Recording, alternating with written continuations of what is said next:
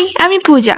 সকাল সকাল পার্সেল দিয়ে চলে গেছে। হ্যাঁ, যেহেতু অনলাইন পেমেন্ট করা থাকে তো পার্সেল বাইরে রেখেই চলে যায়। আর আজকে ছুটির দিন, বাবা আমার বাড়িতেই আছে।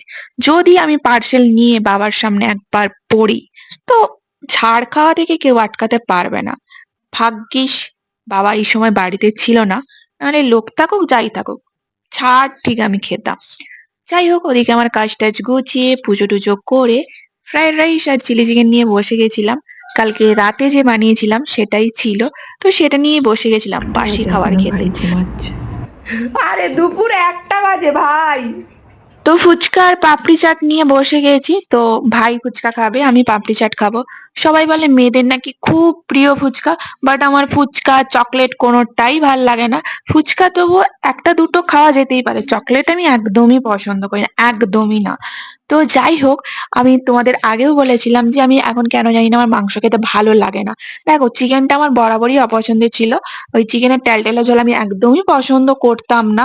ওই এমনি chicken, chilli chicken, chicken pakora বা এইসব খেতাম, কিন্তু এই টেলটেলে ঝোল আমার চিকেনের একদমই পছন্দ ছিল না। তো এখন তো চিকেনের ওইসবও খেতে ভাল লাগে না, মানে যেখানে আমার চিকেন কাবাবটা ছিল খুব ফেভারিট, সেটাও এখন ভাল লাগছে না খেতে।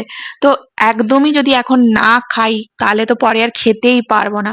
আর এই চিকেন টিকেন খাওয়া ছেড়ে দিলে আমি খাবোটা কি? আমি অর্ধেক জিনিস পছন্দ করি না খাবারের মধ্যে। তাই ভাবলাম একটু একটু করে খেয়ে রাখতে হবে, একদমই খাওয়া ছাড়া যাবে না।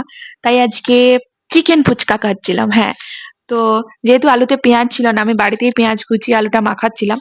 তোমার ফুচকা একদমই ভাল লাগে না। তো চিকেন ফুচকা ওই মুখটা দেখেই বুঝতে পারছো কেমন লাগছে। তাও তো বাড়িতে আনলে আমি একটা আধটা আলু দিয়ে ফুচকা খাই, বাট ওই মেলায় বলো বা কোথাও বেরোলে যাদের সাথে বেরিয়েছি তারা হয়তো আমার পাশে দাঁড়িয়েই ফুচকা খাচ্ছে, বাট আমার মনেও হয় না যে তাদের থেকে একটা ফুচকা নিয়ে খাই, কারণ আমার ফুচকা একদমই ভালো লাগে না। বাট আজকে নিজের হাতে তৈরি, না নিজের হাতে তৈরি ফুচকা না, বাট নিজের হাতে তৈরি চিকেন দিয়ে ফুচকা খাচ্ছি। হ্যাঁ, চিকেন ফুচকা। দেন এইদিকে রাতের রান্না বান্না জন্য কাটাকুটি সব হয়ে গেছে। জানি রাতের বেলা শাক একটু কেমন লাগছে না, বাট হ্যাঁ শাকটা রান্না করবো, বাবা অনেক দিন থেকে বলছে। তো শাকটা রান্না করে নেবো, আর এইদিকে বাবার জন্য করবো রুটি। এটা হচ্ছে সব থেকে ফেভারিট জায়গা, চটের ওপর। যেখানেই চট পাতা থাকবে ওকে দেখা যাবে, সেখানে দিয়ে ঘাপটি মেরে বসে থাকবে।